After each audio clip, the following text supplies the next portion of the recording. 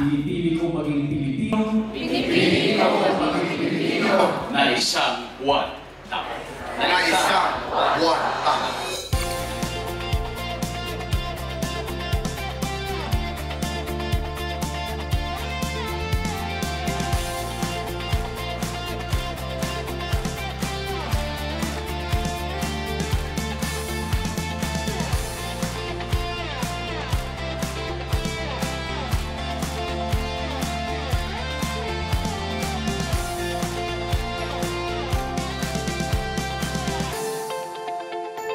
Sinabi na dun sa report di ba? It's the World Risk Index saying that corruption really is a factor, di ba, in determining one's safety, a country's safety. Sa ating halimbawa sa Pilipinas, hindi lang dahil sa naturally ito ang ating location, pero kung hindi din dahil sa, kumbaga, nako-corrupt, di ba, na funds para sa pagprotekta ng ganitong mga natural disasters. And it's really unacceptable because this is something that affects us all. Lahat tayo ay naaapektuhan dito.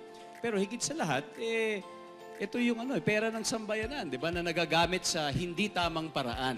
Di ba? Yun yung nakakagalit doon. Kaya mahalaga talaga yung participation of our young people in flagging these problems. Kasi halimbawa, isang classroom o unfinished flood control project or baka nga wala dahil ghost, di ba? I-report mo na yan. Be involved because mahalagang marinig yung inyong boses. Mahalagang malaman na yung kapangyarihan ay mapupunta sa inyo dahil kayo talaga o tayo ang mga nakikinabang talaga dito. Kaya it should never ever be tolerated. Living an active lifestyle, like I said, would allow us to gain the benefits of such by being in a better mood, being in better health. By being in better health, we are able to function better. And I think the mental part where we're able to produce hormones that are upping our mood instead of, making us feel depressed and sad and sorry for ourselves, that is a great cure, medication, or prevention of, as well, for mental-related conditions. And I think the social side, live an active lifestyle, we share it with the people we love, our friends, our family. We develop a sense of community and enjoy. Gusto ko lamang malaman ho ninyo, nandito ang aking head writer, nandito sa ID, nandito ang aking mga producers, sila Cha. Pinag-aaralan namin ng mabuti. Ano bang ating intensyon sa episode na ito? Halimbawa, nag-guest kayo, Pia. Pinag-uusapan namin, ano bang intensyon natin? Mag-entertain tayo? Is this going to be a hard question type of interview? Hindi kami nag-uusap-usap at nagsasabing, gumawa tayo ng kwento. Ito ang ating itatanong. Hindi. Showbiz talk show kami. Pero mahalaga sa amin ang facts. Sabi ko nga, kung ang isang tanong ay makakasakit, kung makakasakit, wag na. Isang tanong lang yon. That's a difference because I am not a hard journalist. At ang mga artista are not accountable to the people in the context of our taxes.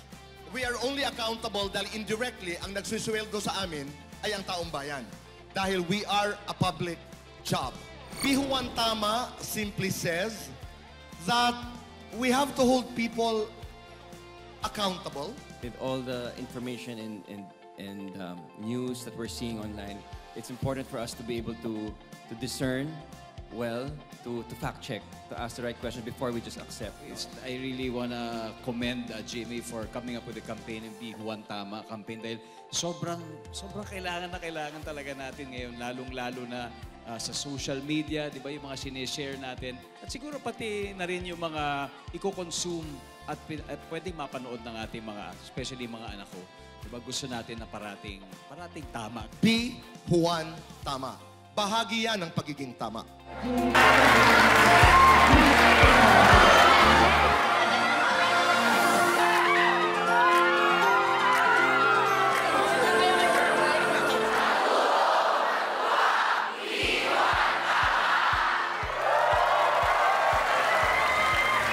Piliin ang tamang impormasyon sa GMA. Kasama ang Synergy, Anak TV, NCCT, OCD, PEP.PH, EWU, WWF Philippines.